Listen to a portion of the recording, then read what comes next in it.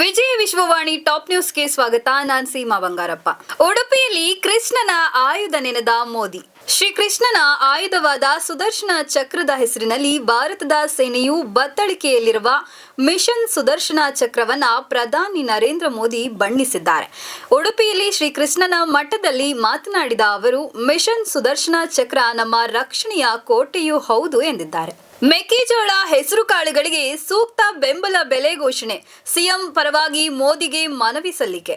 ಮೆಕ್ಕೆಜೋಳ ಹೆಸರು ಕಾಳುಗಳಿಗೆ ಸೂಕ್ತ ಬೆಂಬಲ ಬೆಲೆ ಘೋಷಣೆ ಮಾಡುವಂತೆ ಸಿಎಂ ಸಿದ್ದರಾಮಯ್ಯ ಅವರ ಪರವಾಗಿ ಪ್ರಧಾನಿ ನರೇಂದ್ರ ಮೋದಿಗೆ ಸಚಿವ ದಿನೇಶ್ ಗುಂಡೂರಾವ್ ಮನವಿ ಸಲ್ಲಿಸಿದರು.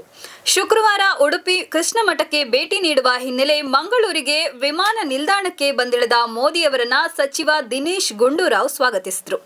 ಈ ವೇಳೆ ಸಿಎಂ ಸಿದ್ದರಾಮಯ್ಯ ಪರವಾಗಿ ಮೆಕ್ಕೆಜೋಳ ಹೆಸರು ಕಾಳುಗಳಿಗೆ ಸೂಕ್ತ ಬೆಂಬಲ ಬೆಲೆ ಘೋಷಣೆ ಮಾಡುವಂತೆ ಮನವಿ ಸಲ್ಲಿಸಿದ್ದಾರೆ. ಕನಕನ ಕಿಂಡಿಯಲ್ಲಿ ಶ್ರೀಕೃಷ್ಣನ ದರ್ಶನ ಪಡೆದು 4 ಸಂಕಲ್ಪಕ್ಕೆ ಕರೆ ಕೊಟ್ಟ ಮೋದಿ. ಕನಕದಾಸರಿಗೆ ನಮಿಸುವ ಪುಣ್ಯ ಇಂದು ನನಗೆ ಸಿಕ್ಕಿದೆ. ನನ್ನಂತ ಎಲ್ಲ ಭಕ್ತರಿಗೂ ಕಿಂಡಿಯ ಮೂಲಕ ಶ್ರೀಕೃಷ್ಣನ ದರ್ಶನ ಆಗುವಂತೆ ಮಾಡಿದ್ದು ಕನಕದಾಸರು. ಭಗವಾನ್ ಶ್ರೀಕೃಷ್ಣನ ಪ್ರೇರಣೆಯಿಂದಲೇ ಕೆಲವೊಂದು ಸಂಕಲ್ಪ ಮಾಡಲಾಗಿದೆ. ನಮ್ಮ ಮೊದಲ ಸಂಕಲ್ಪ ನೀರು ನದಿಯ ರಕ್ಷಿಸೋದು ಆಗಲಿ.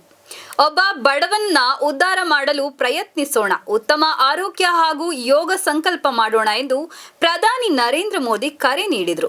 ಮೋದಿಗೆ ಭಾರತದ ಭಾಗ್ಯವಿದಾತ ಬಿರುದು ನೀಡಿ ಸನ್ಮಾನ. ಪ್ರಧಾನಿ ನರೇಂದ್ರ ಮೋದಿ ಅವರು ಕೃಷ್ಣನೂರಿಗೆ ಆಗಮಿಸಿದ್ದು ಶ್ರೀಕೃಷ್ಣನ ದರ್ಶನ ಪಡೆದಿದ್ದಾರೆ. ಕರಾವಳಿ ಜನರು ಪ್ರಧಾನಿ ನರೇಂದ್ರ ಮೋದಿಯವರನ್ನ ಅದ್ದೂರಿಯಾಗಿ ಸ್ವಾಗತಿಸಿದರು. ಉಡುಪಿಗೆ ಬಂದ ಪ್ರಧಾನಿ ನರೇಂದ್ರ ಮೋದಿ ಭಾರತದ ಭಾಗ್ಯವಿದಾತ ಬಿರುದು ನೀಡಿ ಸನ್ಮಾನ ಮಾಡಲಾಗಿದೆ. ಕೃಷ್ಣನಗರಿಯಲ್ಲಿ ನಮೋ ಹವಾ ಜೋರಾಗಿದೆ. ಡಿಸೆಂಬರ್ 4 ಮತ್ತು 5ಕ್ಕೆ ಭಾರತಕ್ಕೆ ರಷ್ಯಾ ಅಧ್ಯಕ್ಷ ಪುಟಿನ್ ಭೇಟಿ. ಪ್ರಧಾನಿ ನರೇಂದ್ರ ಮೋದಿ ಅವರ ಆಹ್ವಾನದ ಮೇರೆಗೆ ರಷ್ಯಾ ಅಧ್ಯಕ್ಷ ವ್ಲಾಡಿಮಿರ್ ಪುಟಿನ್ ಅವರು ಡಿಸೆಂಬರ್ 4 ಮತ್ತು 5ರಂದು ಭಾರತಕ್ಕೆ ಆಗಮಿಸಲಿದ್ದಾರೆ. ಡಿಸೆಂಬರ್ 5ರಂದು ನಡೆಯುವ 23ನೇ ಭಾರತ ಏಷ್ಯಾ ಸಮ್ಮೇಳನದಲ್ಲಿ ಇಬ್ಬರು ನಾಯಕರು ದ್ವಿಪಕ್ಷೀಯ ಮಾತುಕತೆ ನಡೆಸಲಿದ್ದಾರೆ. ಇದಿಷ್ಟು ಈ ಹೊತ್ತಿನ ಅಪ್ಡೇಟ್. ಮತ್ತಷ್ಟು ಅಪ್ಡೇಟ್ಸ್ಗಳಿಗಾಗಿ ನೋಡ್ತಾ ಇರಿ ವಿಜಯ ವಿಶ್ವವಾಣಿ. ಇದು ಜನ ಮನ ಧ್ವನಿ.